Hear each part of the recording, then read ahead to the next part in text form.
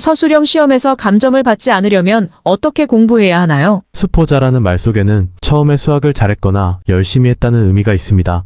그런데 수학을 포기하게 된 것이죠. 이유가 무엇일까요? 여러 가지 이유가 있겠지만 모든 이유의 시작은 성적이 나오지 않기 때문입니다. 학교 시험에서 수학 성적을 잘 받는다면 수학을 포기하지 않을 것입니다. 그런데 성적이 계속 나오지 않으면 결국 수포자가 될 수 있는 것입니다. 수포자가 되지 않으려면 수학 시험을 잘 볼 수 있는 공부를 해야 합니다.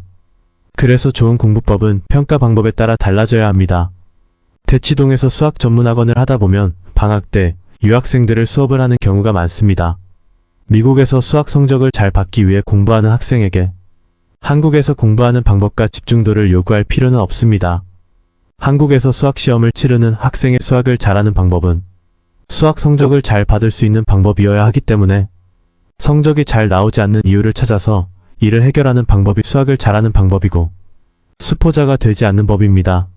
이 영상은 서술형에서 점수가 나오지 않는 학생에 대한 내용입니다. 그 이유는 수학을 눈으로 공부하기 때문입니다. 눈으로 수학을 공부한다는 것이 어떤 것일까요? 화면은 137 더하기 29를 계산한 두 학생의 풀이입니다. 두 풀이의 차이는 7 더하기 9는 16의 계산에서 받아 올리미를 쓴 것과 쓰지 않은 것입니다. A 학생은 과정을 쓰지 않고 암산을 한 것이며 이것을 눈으로 공부하는 것이라 할 수 있습니다. 암산을 정확히 할 수 있다면 그것은 눈으로 공부하는 것이라 할 수 없습니다. 그러나 머리로 계산을 해서 결과를 쓰려고 하는 학생들은 내용이 어려워져도 그 습관을 바꾸지 않기 때문에 머릿속으로 연산을 할 수 없는 경우에 생각나는 대로 답을 쓰거나 멍 때리는 현상이 나타납니다. 이런 습관을 가진 학생이 중고등학생이 되면 초등과정에서 작은 숫자 1을 쓴 것과 안 쓴 것의 차이는 엄청난 성적의 차이로 나타납니다. A 학생은 모든 문제를 습관대로 암산을 하려 할 것이고 풀이를 써도 본인이 필요하다고 생각하는 것만 쓸 것입니다. 화면은 이런 학생의 풀이 노트입니다.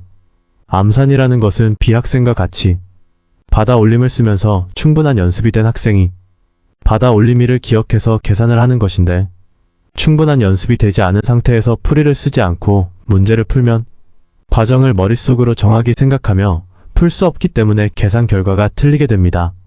공부할 때 풀이 과정을 써보지 않은 학생이 시험에서 서술형의 풀이 과정을 정확히 쓰는 것은 기대할 수 없는 것입니다.